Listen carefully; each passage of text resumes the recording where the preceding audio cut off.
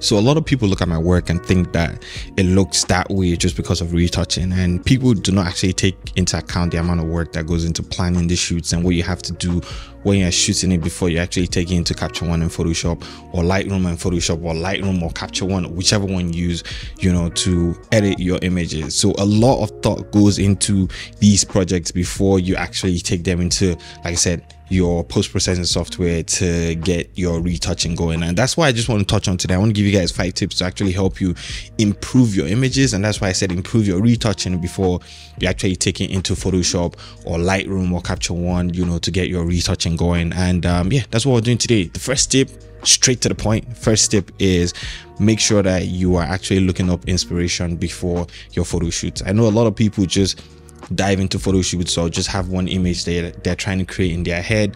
For the most part, go on Pinterest, create mood boards. You can do that on Pinterest, you can do that on Behance, you can do it on Instagram, you can even do it on TikTok.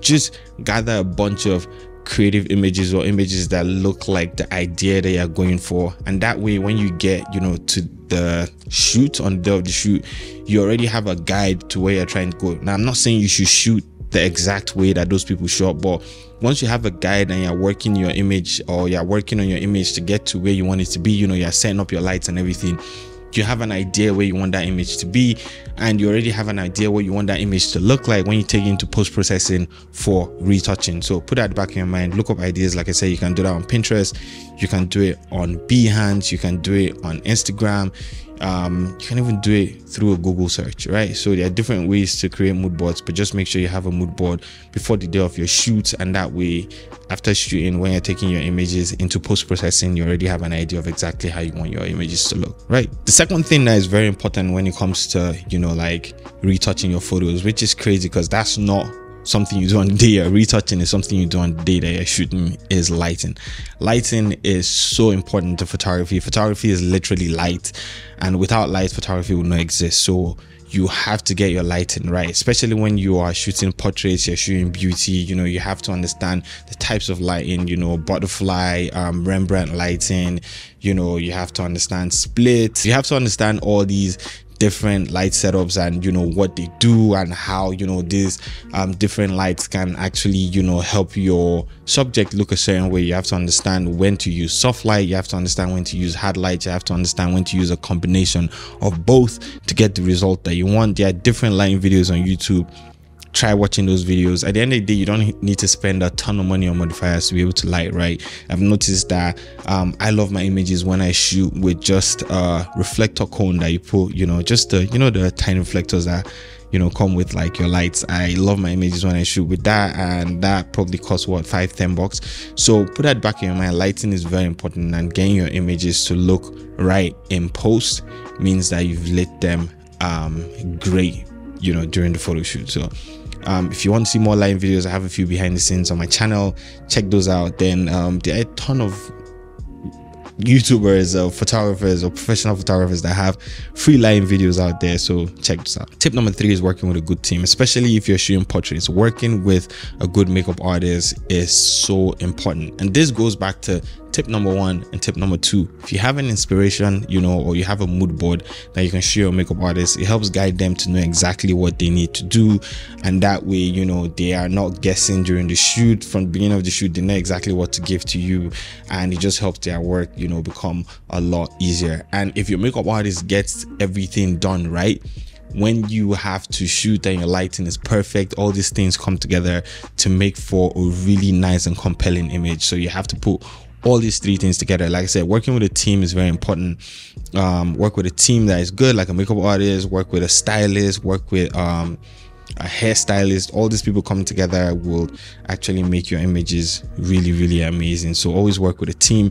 Now, I know not everybody would have a team that they're working with right now, but the way I get my team is if I see a photographer shoot with some specific people and I absolutely love their work, what I do is I follow these people and send them messages to say, hey, absolutely love what you're doing, I would love to collaborate with you sometimes. Now, trust me, some people do reply, some people will ignore you. It's normal. Welcome to the industry. It's okay if they do ignore you. Just say whatever, send them a message again if you really want to work with them. If they ignore you, move on to the next person, look for people to work with. That's just how I get my team. Anyways, tip number 4 is shoot with good gear. Now I know people say gear does not matter, gear matters. Look, just shoot with good gear. If you cannot afford to get good gear yourself, you can reach out to other photographers and just borrow lenses that are really good from them. It's very important that you have good gear. Good gear does not have to be expensive gear. Right now you can get like a 6D or, you know, like a 6D Mark II for a very good price. Yes, you know, it's not the newest camera in the world, but it's full frame, it has decent megapixels. All these things actually, you know, help your images when it comes to post-processing. That way, when you go in there to fix a few things, the image doesn't fall apart because, you know, it's very low quality. Now, I'm not saying that the camera and the lenses actually are the only reason why your images will look good when you take it to post-processing. I'm just saying that if you actually look up inspiration and you get a good team you're working with, you light perfectly, or as close to perfectly as possible, and then you shoot with good gear, then all these things together will make for a really nice and compelling image, like a great image that you can take into post-processing and do a really good job with. So I hope you guys understand where I'm coming from. Like I said, when it comes to gear, I'm not just saying get expensive gear. That's something that I will make a video about in the future, but just get decent gear. I shoot with a R5. It's an expensive body, to be very honest, but my main camera on that, my main lens on that camera is the 100mm EF L lens f2.8 from Canon, and that lens you can get used for about $600. Now if you look at it, I mean, the value of that lens for what you get is really, really nice. And I'm not saying it's cheap by any means, but I'm just saying the value is really nice. So getting good gear is really, really important. Anyways, now moving to the last one, which is calibrate your screen. I know I've said this thing so many times, made an Instagram video about it too, or an Instagram reel about it. Calibrating your screen is really, really important. That way you get to see really nice and accurate colors. And it's good to calibrate your screen every few months. So if you cannot afford it, what I'll just advise you do is get with some photographers around your area. You guys can contribute money, get a screen calibrator, and that way you guys can always calibrate your screens. You know, it's a very important thing when it comes to photography, so put that in the back of your mind. I do all 5 things, and I would say it's really helped my images to actually measure up right now and look a lot better. And there are other things that I'm looking to implement, and when I do implement them, I'll obviously come here and tell you guys about it. So get yourself a good team, create inspirations for your shoot, light properly, shoot with decent gear. Like I said, it does not have to be expensive.